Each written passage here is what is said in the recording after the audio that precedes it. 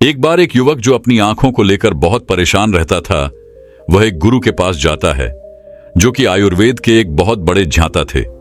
वह युवक गुरु को प्रणाम करता है और कहता है, हे मुनिवर, मैं अपनी आंखों को लेकर बहुत परेशान हूं।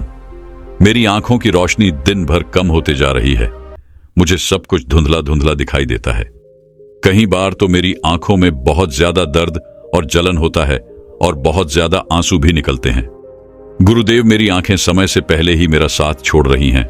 कृपया करके आप मुझे कोई ऐसा समाधान बताइए जिससे मैं अपनी आंखों की रोशनी को फिर से प्राप्त कर सकूं और आंखों की इन सभी समस्याओं से हमेशा हमेशा के लिए छुटकारा पा सकूं।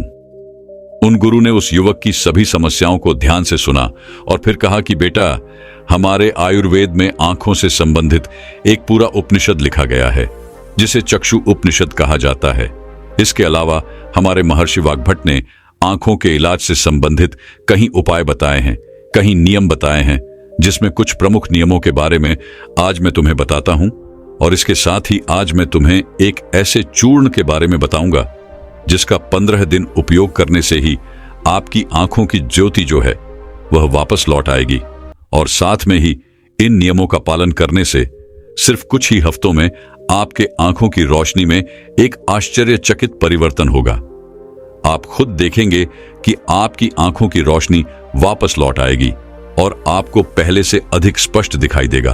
और अगर तुम लंबे समय तक इस चूर्ण का उपयोग करते हो और इन नियमों का पालन करते हो तो तुम्हारी आंखों की सभी समस्याएं, सभी बीमारियां जड़ से खत्म हो जाएंगी और तुम्हारी आंखें हमेशा के लिए स्वस्थ और दृष्टिकोण बनी रहेगी। फिर गुरु उस युवक से कहते हैं कि बेटा, सबसे पहले इन नियमों के बारे में जानते हैं। इसके बाद मैं तुम्हें उस चूर्ण के बारे में, उस चूर्ण की विधि के बारे में बताऊंगा और यह भी बताऊंगा कि तुम्हें उसे किस तरह से प्रयोग करना है। फिर गुरु उस युवक से कहते हैं कि बेटा, अब तुम्हें नियमों को ध्यान से सुनो। आंखों के उपचार के लिए आयुर्वेद का पहला नियम है, सुबह उठते ही बिना कुल्ला किए अपने मुंह की लार को आंखों पर लगाना है। तुम जैसे ही सुबह बिस्तर से उठते हो तो बिस्तर पर बैठे हुए ही अपने मुंह की लार को अपनी उंगली में लो और उसे अपनी आंखों की कोर में काजल की तरह लगाओ। यह बहुत ही रामबाण इलाज है। आंखों की सभी समस्याओं का असल में हमारी लार में वह सभी तत्व पाए जाते हैं जो मिट्टी में होते हैं, और जब हम मुंह की लार को आंखों में लगाते हैं तो वह सभी पोषक तत्व हमारी आंखों को मिलने लगते हैं जो इसे स्वस्थ बनाए रखने के लिए बहुत जरूरी है। आंखों को हमेशा स्वस्थ बनाए रखने के लिए आयुर्वेद का दूसरा नियम है, मुंह में पानी भरकर आंखों में धीरे धीरे छींटे मारना।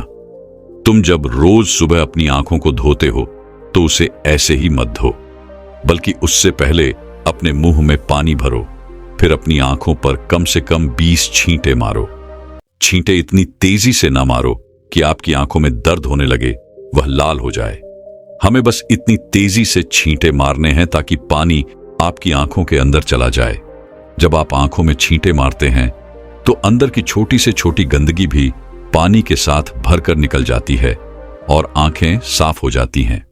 और मुंह में पानी भरने का कारण यह है कि जब हम आंखों में छींटे मारते हैं तो आंखों का कचरा जो है वह मुंह के रास्ते से न जाकर सीधे आंखों से ही पानी के साथ बाहर निकल आए, क्योंकि आंखों की कई बीमारियां सिर्फ आंखों में धूल मिट्टी जाने के कारण या कचरा जाने के कारण पैदा होती है।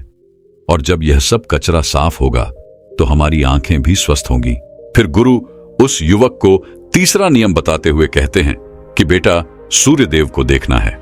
हर दिन लगभग 5 मिनट के लिए सूर्य देव को देखना है, लेकिन दोपहर में या तेज धूप में नहीं, सिर्फ उगने से 1 घंटे के अंदर अंदर या फिर सूर्यास्त होने के 1 घंटे पहले।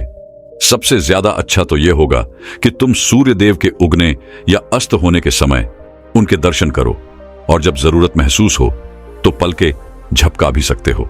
शुरू में इसे 1 मिनट के साथ शुरू करो और धीरे धीरे इसे 5 मिनट तक लेकर जाओ। सूर्य दर्शन के समय सूर्य की किरणें हमारी आंखों में अवशोषित होती हैं और हमारी आंखों को ठीक करती हैं।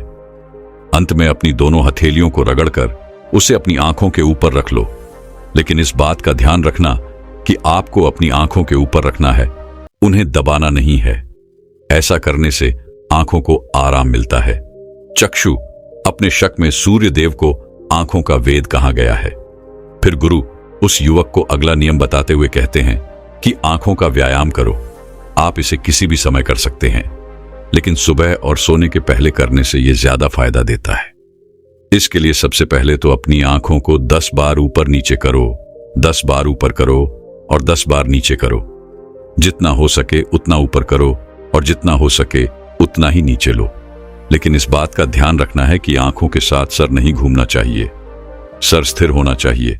सिर्फ और सिर्फ आपकी आंखें घूमने चाहिए। आंखों को ऊपर नीचे करने के बाद आंखों को 10 बार बाईं ओर और 10 बार दाईं ओर लेकर जाओ। इसके बाद 10 बार आंखों को ऊपर कोने की ओर और 10 बार आंखों को निचले कोने की ओर लेकर जाओ। इसके बाद आंखों को गोल गोल घुमाते हुए एक वृत्ताकार आकृति बनाने का प्रयास करो। आंखों को 10 बार दाहिनी ओर गोल गोल घुमाएं और 10 बार बाएं ओर गोल गोल घुमाएं। फिर सबसे जरूरी व्यायाम, अपने हाथ के अंगूठे को अपनी दोनों आंखों के बीच में रखो और अपने नाखून के हिस्से को देखो और बिना ध्यान हटाए धीरे धीरे अपने अंगूठे को दूर लेकर जाओ। इस दौरान आपका पूरा ध्यान अंगूठे के नाखून पर होना चाहिए। जैसे ही अंगूठा दूर जाए तो सारा ध्यान अंगूठे से हटाकर उसके पीछे वाली चीज पर लगाओ। फिर वापस अंगूठे के नाखून पर ध्यान केंद्रित करो और फिर उसे धीरे धीरे अपने नाक के पास लो। इस प्रक्रिया को तुम्हें 10 बार दोहराना है और फिर इसके बाद अपने दोनों हथेलियों को रगड़कर अपनी दोनों आंखों को ढक लेना है और आंखों को आराम देना है।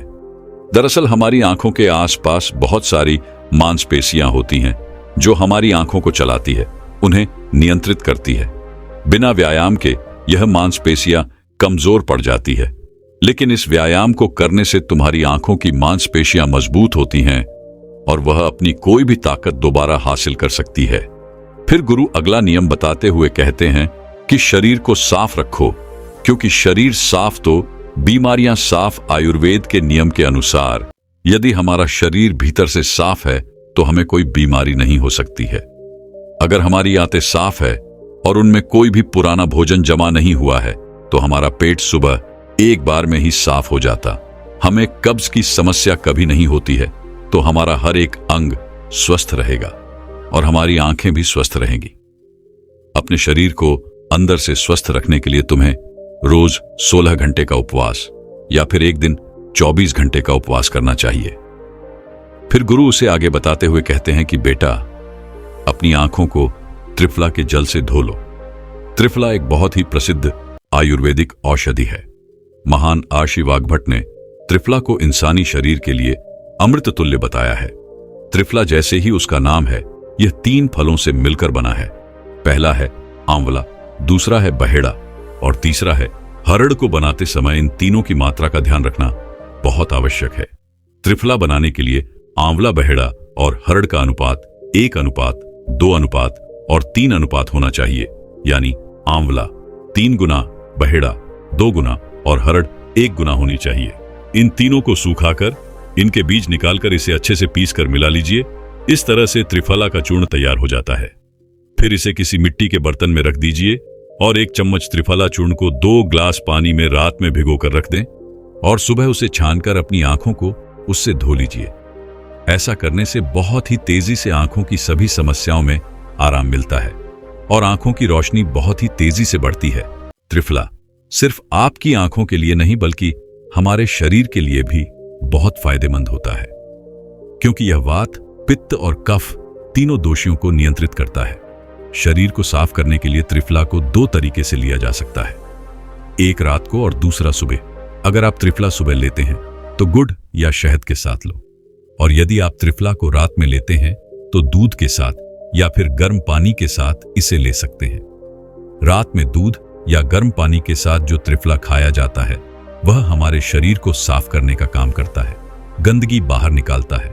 और सुबह जो गुड़ या शहद के साथ त्रिफला खाया जाता है यह पोषक तत्व का काम करता है, यानी कि पोषक तत्व प्रदान करता है। इसीलिए जो व्यक्ति स्वस्थ है, जिन्हें कब्ज या पेट से जुड़ी हुई कोई भी दिक्कत नहीं है, वह त्रिफला को दिन में खाए, और जिन्हें पेट की सफाई करनी है, कब्ज की समस्या रहती है, वह इसका सेवन रात को करें। फिर गुरु उस युवक को अगला नियम बताते हुए कहते हैं कि बेटा, यह नियम बहुत ही लाभकारी है। इससे तुम्हारी आंखें और मन दोनों ही तेज बनते हैं। इसके लिए तुम्हें एक अंधेरे कमरे में दीपक या मोमबत्ती जला लेना है। फिर उसे इतनी ऊंचाई पर रखना है कि जब तुम बैठो तो वह तुम्हारी आंखों के ठीक सामने होना, ज्यादा ऊपर होना चाहिए और ना ही ज्यादा नीचे होना चाहिए। इसके बाद आपको अपनी पीठ को सीधा करके आरामदायक स्थिति में बैठ जाना है और अपनी दृष्टिकोण उस दीपक या मोमबत्ती की ज्वाला पर यानी ज्योति पर केंद्रित करना है और लगातार उस ज्योति को देखना है। इस बीच यदि तुम पलक झपकाना चाहते हो तो आप झपका सकते हो, लेकिन कोशिश करो कि जितनी देर तुम बिना पलक झपकाए रह सकते हो तो बिना पलक झपकाए रहो। थोड़ी देर में तुम देखोगे कि तुम्हारी आंखों से आंसू बहने लगेंगे, लेकिन चिंता करने की कोई जरूरत नहीं है, क्योंकि यह क्रिया हमारे आंसुओं के द्वारा हमारी आंखों की सफाई कर रही है। इस प्रक्रिया के बीच आप आंखों के आंसू को रोकने का प्रयास ना करें, बस इन्हें बहने दें। इस दौरान अपने हाथों से अपनी आंखों को भी स्पर्श नहीं करना है। जब यह प्रक्रिया पूरी हो जाए तब अपनी दोनों हथेलियों को रगड़कर धीरे धीरे अपनी आंखों के पास लेकर जाओ और आंखों को ढक लो। यह प्रक्रिया रोज रात को सोने से पहले कुछ मिनट के लिए करो। फिर तुम स्वयं देखोगे कि तुम्हारी आंखों की रोशनी दिन प्रतिदिन बढ़ती जा रही है। इस प्रक्रिया को करने से आपकी आंखों की रोशनी के साथ साथ आपकी एकाग्रता भी बढ़ती है। फिर गुरु उस युवक को अगला नियम बताते हुए कहते हैं कि किसी भी ठंडी सब्जी जैसे खीरा, लौकी और आलू के छोटे छोटे टुकड़ों को कुछ मिनट तक अपनी आंखों के ऊपर रखो। जब हम खीरे या लौकी को इस तरह से छोटे छोटे टुकड़ों में काटकर आंखों के ऊपर रखते हैं तो हमारी आंखों के आसपास का जो क्षेत्र है वह ठंडा हो जाता है और बाकी का क्षेत्र गर्म रहता है, जिससे आंख और सर के बीच का जो तापमान है उसमें अंतर आ जाता है और ज्यादा से ज्यादा रक्त आंखों की तरफ आने का प्रयास करता है। फिर जिस जगह पर रक्त का प्रवाह ज्यादा होता है उस जगह का इलाज खुद ब खुद शुरू हो जाता है। इस प्रक्रिया को आपको हर दिन 10 से 12 मिनट तक जरूर करना है। इससे आपकी आंखों की रोशनी बढ़ेगी और आप ताजगी महसूस करेंगे। फिर गुरु उस युवक को अगला नियम बताते हुए कहते हैं कि बेटा, तुम्हें रोज ऐसा काम करना है जिसमें ज्यादा रक्त का प्रवाह हो, जैसे शीर्षासन, भस्त्र का आसन। ऐसे आसनों को करने से रक्त की ज्यादा मात्रा आंखों की तरफ जाती है और आंखें स्वस्थ बनी रहती है। फिर गुरु उस युवक को कहते हैं कि बेटा, तुमने नियमों के बारे में तो जान लिया, अब मैं तुम्हें उस चूर्ण के बारे में बताता हूं जिसका उपयोग तुम्हें करना है, और उसका उपयोग करने से कभी भी तुम्हारे आंखों की ज्योति खराब नहीं होगी, और अगर जिनको चश्मा लग चुका चाहे उनका चश्मा भी कुछ हफ्तों में उतर जाएगा। इस चूर्ण को बनाने के लिए आपको 4 चीजों का प्रयोग करना है, जिसमें पहली चीज है सौंफ, दूसरी चीज है बादाम, तीसरी चीज है धागे वाली मिश्री और चौथी चीज है काली मिर्च। हमें सबसे पहले तवे पर सौंफ को थोड़ा सेक लेना है। सौंफ को नेत्र ज्योति के रूप में अव्वल माना जाता है। इसकी तासीर ठंडी होती है। इसके साथ ही यह खाने को पचाने में बहुत ज्यादा मदद करती है। सौंफ हमारे शरीर के मोटापे को भी कम करती है। सौंफ में पोटेशियम, मैग्नीशियम, जिंक, लोहा, कॉपर जैसे मिनरल्स भरपूर मात्रा में होते हैं। आपको सौंफ को तब तक सेकना है जब तक उसमें खुशबू ना आ जाए। जब खुशबू आने लगे तब आप उसे नीचे उतार लीजिए। फिर आपको बादाम को हल्का हल्का सेकना है। बादाम में विटामिन ए प्रचुर मात्रा में होता है, जो हमारे दिमाग को तंदुरुस्त रखता है। इसमें प्रोटीन एवं फाइबर काफी अच्छी मात्रा में पाए जाते हैं, जिसकी वजह से हमारा पेट भरा भरा रहता है और यह हमारे मोटापे को भी कम करती है। इसके बाद आपको बादाम और सौंफ को अच्छी तरीके से पीस लेना है। इसका बारीकी टोन बना लेना है और इसके बाद आपको धागे वाली मिश्री में से धागा निकाल देना है और उसे कूट कर उसका बारीक टोन बना लेना है। फिर आपको 10 से 15 काली मिर्च लेनी है। काली मिर्च में एंटी इन्फ्लामेटरी तत्व पाए जाते हैं, जो आंखों के लिए बहुत लाभदायक होते हैं। इसके साथ ही काली मिर्च जीवाणु रोधक और इम्यूनिटी बढ़ाने में सहायक होती है, जिससे आंखों की रोशनी मजबूत बनती है। काली मिर्च में विटामिन ए और विटामिन ई पाए जाते हैं, जो आंखों के लिए बहुत लाभदायक हैं। काली मिर्च को भी आपको अच्छी तरीके से कूट लेना है, उसका भी बारीक चूना बना लेना है। फिर आपको इन चारों चीजों को एक साथ मिक्स कर लेना है। फिर आपको इस चूर्ण को 1 चम्मच गुनगुने पानी में या फिर 1 ग्लास दूध में सुबह सुबह खाली पेट लेना है। इसको लेने से आपकी आंखें बिल्कुल स्वस्थ रहेगी और साथ ही साथ आपका पेट भी बिल्कुल साफ होगा। आप अच्छी तरह से फ्रेश हो पाएंगे। इससे आपको अच्छी नींद आएगी और आपकी आंखों की रोशनी और दिमाग तेज होगा। और यह चारों चीजें जो हैं वह आपको अपने घर में ही उपलब्ध हो जाएंगी। फिर गुरु उस युवक से कहते हैं कि बेटा, आज के समय में आंखों को स्वस्थ रखने के लिए जो सबसे ज्यादा जरूरी है वह है अपनी स्क्रीन टाइम को कम करना। आजकल लोग सुबह उठते ही सबसे पहले अपने फोन के मैसेज को देखते हैं और फिर पूरे दिन यहां तक कि देर रात तक मोबाइल या लैपटॉप को यूज करते हैं। और इन लैपटॉप, फोन, टीवी से निकलने वाली लाइट हमारी आंखों के लिए बहुत नुकसानदायक होती है। इसीलिए आप एक ऐसा रूटीन बनाएं जिसमें आप रात में 8 या 9 बजे के बाद किसी भी तरह की स्क्रीन को नहीं देखेंगे। ऐसा करने से आपकी आंखों को तो आराम मिलेगा ही, साथ ही साथ आपकी नींद जो है वह गहरी हो पाएगी और अगले दिन आपका रोना महसूस करेंगे। और अगर आपका काम देर रात तक लैपटॉप पर है तो आप हर कुछ देर में ब्रेक लो, आंखों को बंद करो और उन्हें आराम दो। इसके अलावा आप अपने खाने में विटामिन ए और विटामिन सी को शामिल करो, जैसे गाजर, संतरा, चक्र इत्यादि। ये सब आपकी आंखों को स्वस्थ रखने के लिए अहम भूमिका निभाते हैं। एक बार एक आयुर्वेदिक गुरु जी के पास एक लड़का आता है और वह उन गुरु से कहता है कि हे गुरुवर, मेरा पाचन तंत्र सही नहीं रहता है। मैं जो कुछ भी खाता हूं वह मुझे हजम नहीं होता है। इसकी वजह से मुझे गैस की समस्या बनी रहती है। मुझे ऐसे लगता है कि जैसे मेरा पेट तो भरा भरा रहता है। पेट भरा भरा महसूस होने के कारण मुझे भूख भी बहुत कम लगती है। मेरे चेहरे पर दाग धब्बे रहते हैं। मुझे कब्ज की समस्या रहती है और मेरा पेट खुलकर साफ भी नहीं हो पाता है। गुरुदेव, मैंने इसके लिए बहुत सारी दवाइयां ली हैं, लेकिन फिर भी मुझे कोई आराम नहीं मिला। इसीलिए गुरुदेव, आप मेरी समस्या का हल मुझे बताएं। इसके बाद गुरु उस लड़के को कहते हैं कि जो भी तुमने मुझे अपनी समस्या बताई है वह सब तुम्हारे खाने के न पचने के कारण हुई है। इसलिए तुम यह समझो कि तुम्हें अपने खाने को पचाने के लिए करना क्या होगा और वह क्या उपाय हैं जो तुम्हें करने होंगे ताकि तुम्हारा पाचन तंत्र जो है वह मजबूत बन सके।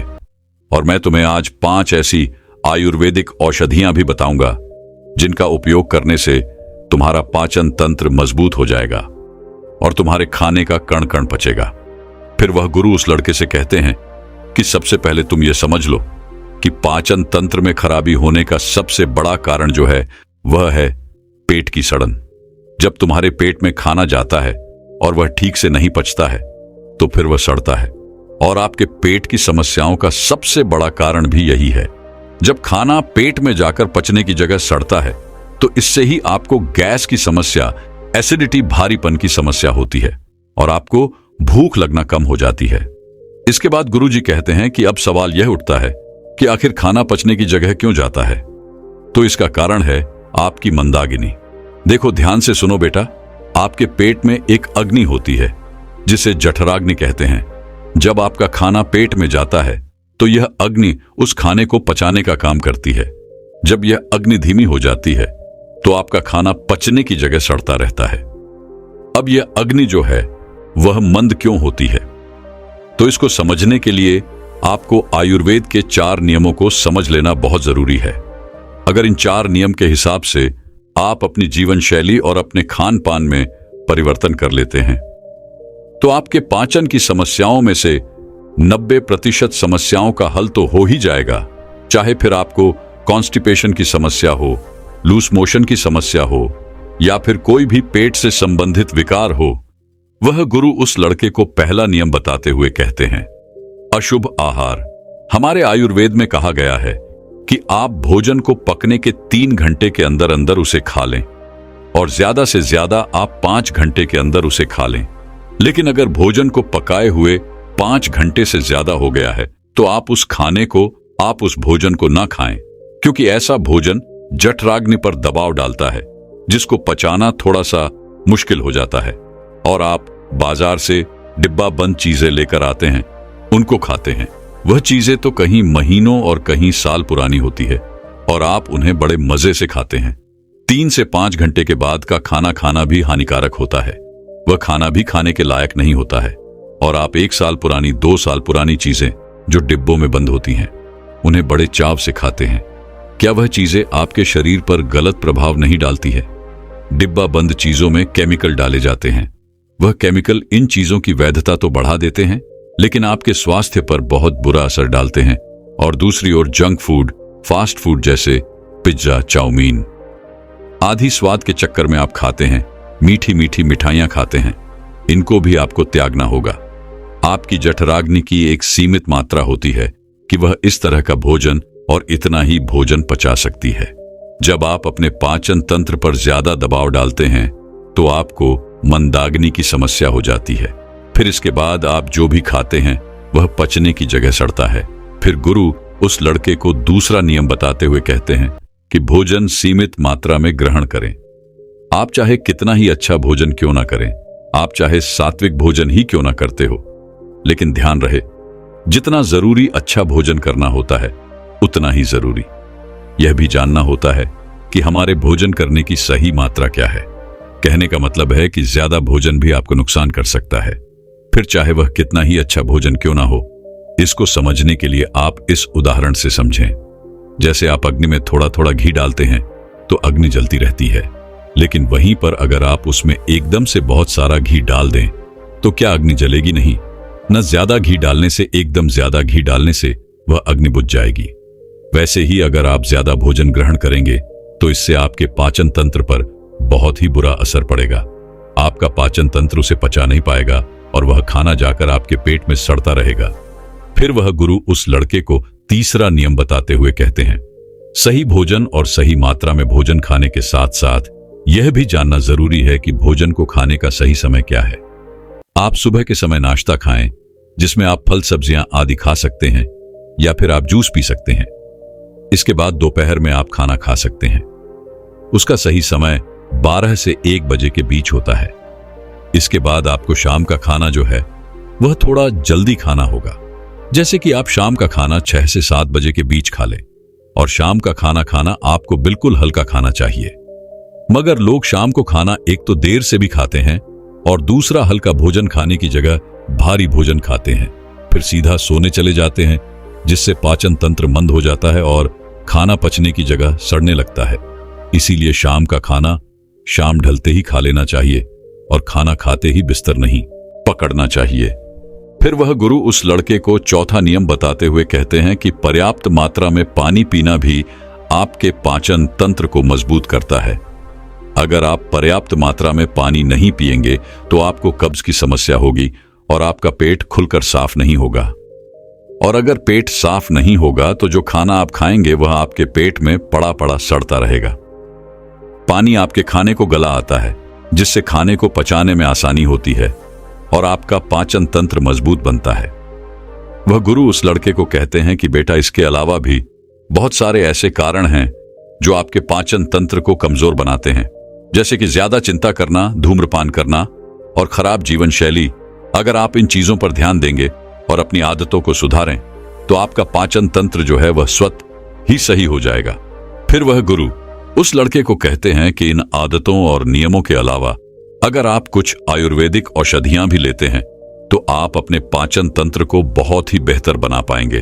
और फिर उसके बाद आप जो भी खाएंगे वह आपको सब पच जाएगा। फिर इसके बाद गुरुजी उस लड़के को पहली औषधि के बारे में बताते हुए कहते हैं कि सबसे पहली औषधि है त्रिफला चूर्ण। आपके पाचन तंत्र के लिए त्रिफला से अच्छा कुछ भी नहीं है। यह सबसे बढ़िया औषधि है। त्रिफला पाचन शक्ति बढ़ाने और मेटाबॉलिज्म में सुधार करने का एक प्रभावी नुस्खा है। दरअसल त्रिफला 3 आयुर्वेदिक हर्ब्स का एक अद्भुत मिश्रण है। इसे बनाने के लिए आंवला, हरड़ और बहेड़ा का प्रयोग किया जाता है। तीनों ही जड़ी बूटियों में रोचक गुण होते हैं। यह मलत्याग को बढ़ावा देने में मदद करती है, साथ ही कब्ज से छुटकारा भी दिलवाती है। त्रिफला शरीर के तीनों दोष, वात, पित्त और कफ के संतुलन को बनाए रखने में आपकी मदद करता है। यह अंत में अच्छे बैक्टीरिया को बढ़ाता है, साथ ही टॉक्सिन्स को नष्ट करता है, जिससे डाइजेशन में सुधार होता है। नियमित त्रिफला का सेवन करने से पाचन संबंधी समस्याओं से बचाव और उनमें छुटकारा पाने में मदद मिलती है। आप रात में सोने से पहले गर्म पानी के साथ त्रिफला का सेवन कर सकते हैं। इसके लिए बस आपको 1 चम्मच त्रिफला अपनी जीभ पर रखना है, फिर गुनगुने पानी के साथ इसे निगल जाना है। आप चाहें तो दूध के साथ इसका सेवन कर सकते हैं। इसके अलावा आप रात में सोने से पहले 1 गिलास पानी में 1 चम्मच त्रिफला पाउडर मिलाकर ढककर छोड़ सकते हैं और सुबह खाली पेट इसका सेवन कर सकते हैं। यह भी पाचन को दुरुस्त रखने में आपकी मदद करेगा। फिर गुरु उस लड़के को दूसरी औषधि के बारे में बताते हुए कहते हैं कि वह है हिंग वॉश्ड। यह एक पॉली हर्बल आयुर्वेदिक औषधि है जिसका उपयोग पाचन विकारों के इलाज के लिए किया जाता है। यही काली मिर्च, अदरक, जीरा, अजवाइन और हिमालय नमक से मिलकर बना होता है। यह मल त्याग, पेट फूलना, अपच और कब्ज जैसी स्थितियों को प्रबंधित करने में मदद करता है। यह पेट में जलन पैदा किए बिना पाचन में मदद करता है। आयुर्वेद के अनुसार हिंग वॉश में दीपक यानी कि भूख बढ़ाने वाला और पाचन यानी पाचन गुण होते हैं जो भोजन को पचाने में मदद करते हैं। अपच और पेट फूलने से राहत दिलाते हैं। ये गुण भूख न लगने की समस्याओं में भी मदद करते हैं। हिंग में वात संतुलन गुण भी होता है जो पेट को नियंत्रित करने में मदद करता है। इसका भी प्रयोग आपको खाना खाने के 45 मिनट के बाद पानी या दूध में किया जा सकता है। फिर गुरु उस लड़के को तीसरी औषधि के बारे में बताते हुए कहते हैं एलोवेरा। एलोवेरा का नाम किसी भी स्किन या फिर हेयर प्रॉब्लम के लिए सुझाया जाता है, लेकिन यह पेट की समस्याओं के लिए भी इसी तरह कारगर साबित होता है। एलोवेरा का जूस पेट की परेशानियों से भी राहत दिलाता है। इसमें मौजूद एंजाइम पाचन क्रिया को बेहतर बनाते हैं और पोषक तत्वों के अवशोषण में भी मदद करते हैं। इसी तरह एलोवेरा पेट के इन्फेक्शन की वजह बनने वाले बैक्टीरिया और परजीवियों से भी सुरक्षा प्रदान करता है, जिससे स्टमक इन्फेक्शन होने से बचाव होता है। कॉन्स्टिपेशन और एसिड रिफ्लेक्स जैसी पेट से जुड़ी समस्याओं से बचाने में भी एलोवेरा का जूस बहुत ही फायदेमंद है। इसके अलावा यह इम्यून सिस्टम को मजबूत बनाने और मेटाबॉलिज्म को बढ़ाने में भी मदद करता है। इसके बाद गुरुजी उस लड़के को चौथी चीज बताते हुए कहते हैं कि आप ऐसी समस्या में हर्बल चाय का इस्तेमाल भी कर सकते हैं। यह चाय उबाले जाने वाली जड़ी बूटियों के मिश्रण से बनती है जिनमें अनेकों और सदियां मिलाई जाती हैं। यह पाचन तंत्र को मजबूत करने के लिए बनाई जाती है। इसमें पुदीना जो पाचन तंत्र की मांसपेशियों को आराम करने की क्षमता रखते हैं। यह यूप के लक्षणों, गैस और ब्लोटिंग को कम करने में मदद करता है। इसमें अदरक जो एंटी इन्फ्लेमेटरी गुणों से भरपूर होता है, पाचन को प्रोत्साहित करने में मदद करता है और उपस्थित गैस और ब्लोटिंग को कम करने में सहायता प्रदान करता है। इसमें धनिया जिसमें गारमेंट गुण होते हैं, वह भी पाचन को सहायता प्रदान करता है और मलाशय को शांत कर सकता है। इसी तरह कई अन्य जड़ी बूटियां होती हैं जो आपके पाचन तंत्र को मजबूत कर सकती हैं। आप इन सभी के मिश्रण से हर्बल चाय बना सकते हैं जो आपके पाचन तंत्र को मजबूत बनाने में आपकी सहायता करेगी। ध्यान रखें, इस तरह की चाय में आपको चीनी नहीं डालनी है। आप चाहे तो थोड़ा सा शहद इसमें डाल सकते हैं और जिनको डायबिटीज है वह इस चाय को फीकी ही पिए। इसके बाद गुरु उस लड़के को 5वीं और अंतिम औषधि बताते हुए कहते हैं अजवाइन पाचन तंत्र ठीक ना होने की वजह से लोगों में गैस की प्रॉब्लम देखी जा सकती है। अजवाइन का पानी गैस की दिक्कत को भी कम करता है और पेट फूलने की समस्या में भी आराम देता है। इसके साथ ही अजवाइन जो है वह पेट में एंटर में भी राहत देता है। इसके पानी में कुछ विशेष एंजाइम पाए जाते हैं जो आंतों की सफाई करते हैं और इससे भोजन के पोषक तत्वों के अवशोषण में मदद मिलती है। अजवाइन का पानी तेजी से वजन को घटाता है और मेटाबॉलिज्म को दुरुस्त रखता है। अगर आपका कोलेस्ट्रॉल लेवल बढ़ता रहता है या फिर घटता रहता है तो यह उसे भी कंट्रोल करता है। इसके बाद वह गुरु उस लड़के से कहते हैं कि बेटा, आप इन 5 औषधियों में से कोई भी एक औषधि इस्तेमाल कर सकते हैं और आप अपने जीवन शैली में जो मैंने तुम्हें नियम बताए उनका अनुसरण करके तुम अपने पाचन तंत्र को बहुत ही जल्दी मजबूत बना सकते हैं। राजा ने स्पष्ट किया कि जब दीक्षा लेनी ही है और संन्यास्त होना ही है तो मुझे आपका सभी शर्तें मंजूर है। और फिर तथागत बुद्ध ने आदेश दिया और कहा, अपने कपड़े उतारो, अपने जूते उतारो और नग्न हो जाओ और इसी नग्न अवस्था में अपने राज्य के राजमार्गों पर स्वयं को जूते मारते हुए चक्कर लगाकर आओ। राजा असमंजस में पड़ गया। तथागत बुद्ध, यह क्या कह रहे हैं? मैं एक राजा हूं। इस तरह से मैं नग्न होऊंगा और नग्न होकर अपनी ही सड़कों पर कैसे खुद को जूते मारते हुए चक्कर लगाऊं? लेकिन फिर भी राजा को संन्यास्त होना था, तो उन्होंने भगवान बुद्ध की शर्तें मान ली और वह वैसा ही करने के लिए निकल पड़ा। राजा ने वैसा ही किया। वह नग्न होकर स्वयं को जूते मारते हुए राज्य की सड़कों पर दौड़ने लगा और यहां उसके चले जाने पर शिष्य ने बुद्ध से कहा कि बनते, जब हम आपसे दीक्षा लेने आए थे तब आपने तो ऐसी कठोर शर्त नहीं लगाई थी। आप तो स्वयं करुणा अवतार हैं, फिर आपने राजा के साथ ऐसा कठोर व्यवहार क्यों किया? तब भगवान बुद्ध बोले, जब तुम लोग संन्यास लेने आए थे तब तुम्हारे अहंकार बहुत बड़े नहीं थे, इसीलिए तुम लोगों से घर घर भिक्षा न करवा के ही काम बन गया। यह तो एक बड़े राजा है, इसका अहंकार भी बहुत बड़ा है, इसलिए जितना बड़ा रोग उतनी बड़ी दवाई, इसलिए महारोग की दवाई भी अधिक शक्तिशाली होती है। किसी कारणवश मैंने इनका परीक्षा भी इतना कठिन किया है। राजा जब इस दशा में अपनी ही प्रजा के सामने से गुजरेगा तो उसका अहंकार चूर चूर हो चुका होगा। राजा ने शाम तक शर्त पूरी कर ली और बुद्ध के चरणों में आकर गिर गया और फिर बोला, तथागत, अब तो मुझे आप दीक्षा देकर मुझे संन्यास्त करें। भगवान बुद्ध ने राजा के सिर पर मुकुट रखा और कहा कि अब तुम्हें संन्यास लेने की जरूरत ही नहीं है।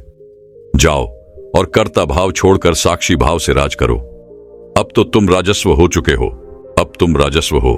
देखिए दोस्तों, किस तरह से भगवान बुद्ध ने एक राजा को उपदेश दिया और राजा का जीवन धन्य हो गया। दोस्तों, ये छोटे से उपदेश से आपको क्या ज्ञान प्राप्त हुआ? कमेंट में हमें जरूर बताइएगा। चलिए अब जानते हैं स्वास्थ्य से संबंधित बहुत ही महत्वपूर्ण जानकारी। क्या आप जानते हैं कि यह हमारा शरीर किससे बना है? ये सबसे पहले जानना बहुत जरूरी है। और हमारे शरीर में कौन से 3 दोष पाए जाते हैं? हमारा शरीर 5 तत्वों से बना है और हमारा शरीर में 3 दोष पाए जाते हैं, वात दोष, पित्त दोष और कफ दोष। इसे जानना जरूरी है क्योंकि यह हर एक बीमारी का कारण होता है, क्योंकि हर एक बीमारी जड़ यही 3 दोष है, इसीलिए जानना जरूरी होता है।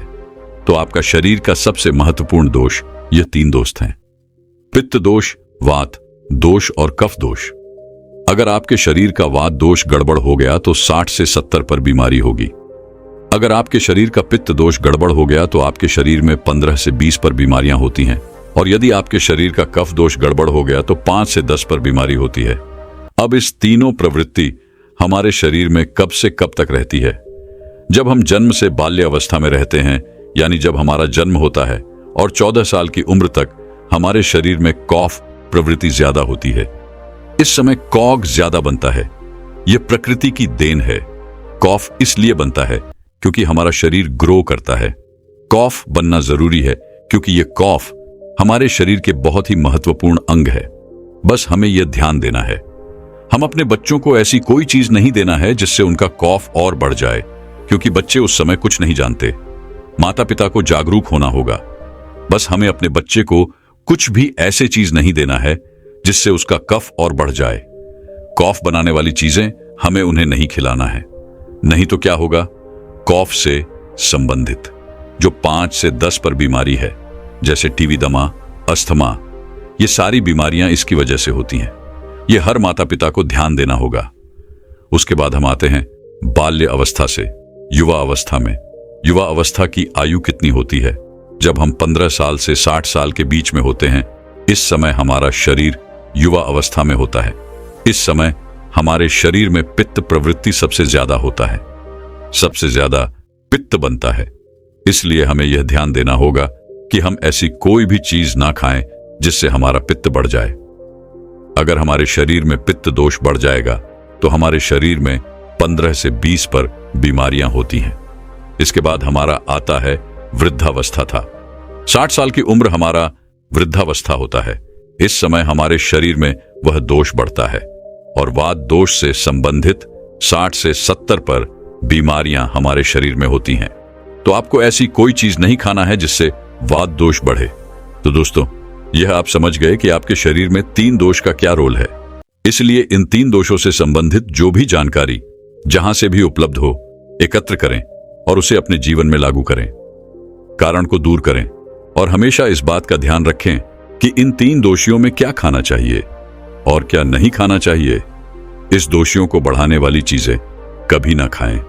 अब आप इन तीनों दोषियों के बारे में जान गए हैं, तो अब जान लें कि आपका शरीर 5 तत्वों से कैसे बना है।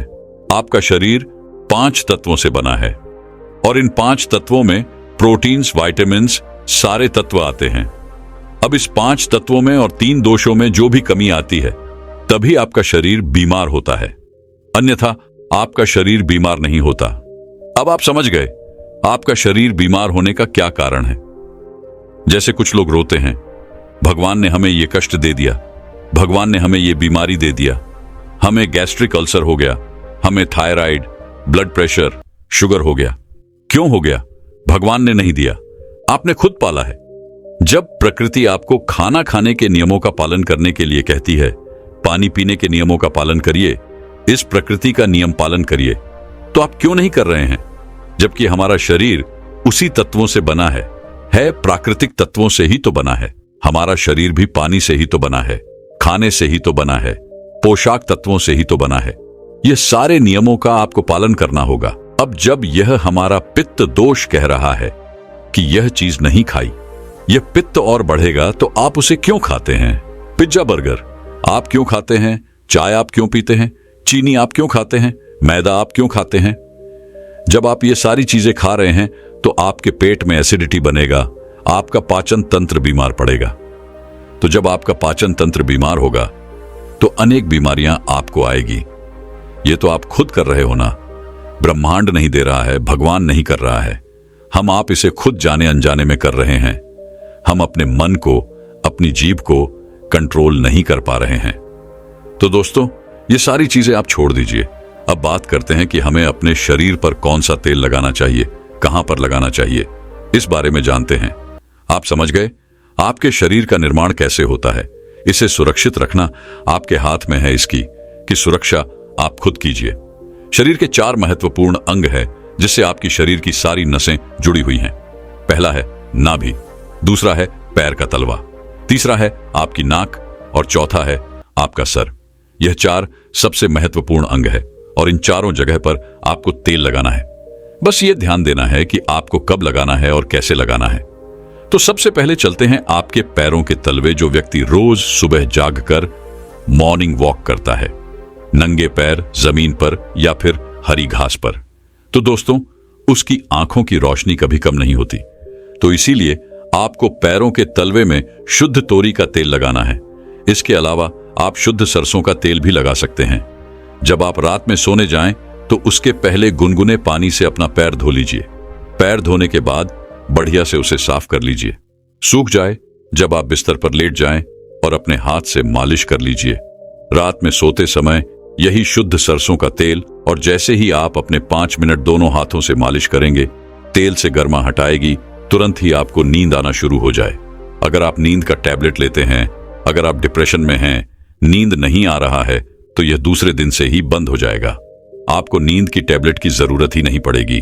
आपका पागलपन दूर हो जाएगा। याददाश्त बहुत तेज होती है, दिमाग से संबंधित सारे समस्याएं खत्म, और एक ही बार में आप 10 बजे सो रहे हैं, 400 बजे से पहले आपकी नींद ही नहीं खुलेगी। इतनी बढ़िया नींद आती है।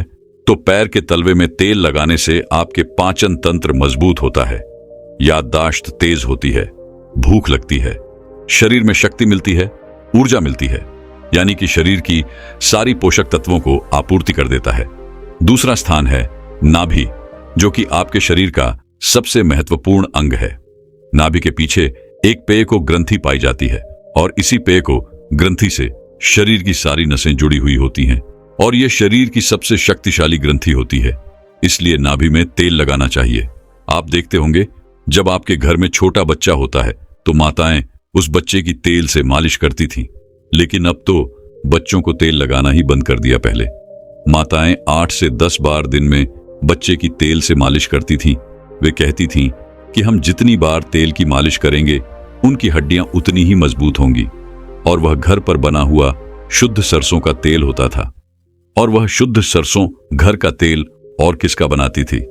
किसी सरसों को घू करके, सरसों को रोलक पहले जो उसी से मालिश करती थी, पहले वह लगा देती, उसके बाद छोड़ा करके लेकिन आज फैशन बदल गया है। लोग तरह तरह के केमिकल युक्त तेलों से मालिश कर रहे हैं।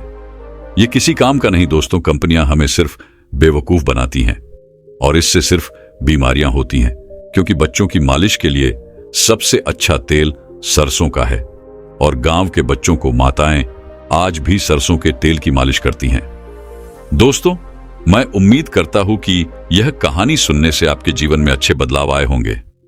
आपको इस वीडियो से क्या सीखने मिला, ये कमेंट करके जरूर बताएं और अपने परिवार, स्विंगल दोस्त या आपके करीब इंसान के साथ ये कहानी शेयर करके उन्हें भी इस जनान से परिचित करवाए। बाकी अगर आपको ये वीडियो दिल से अच्छी लगी हो तो ही इस वीडियो को लाइक कर देना, और आपने अब तक इस चैनल को सब्सक्राइब न किया हो तो चैनल को सब्सक्राइब भी जरूर कर देना। आपका हर दिन शुभ हो और खुशियों से आपका जीवन भरा रहे। धन्यवाद। नमो बुद्धाय।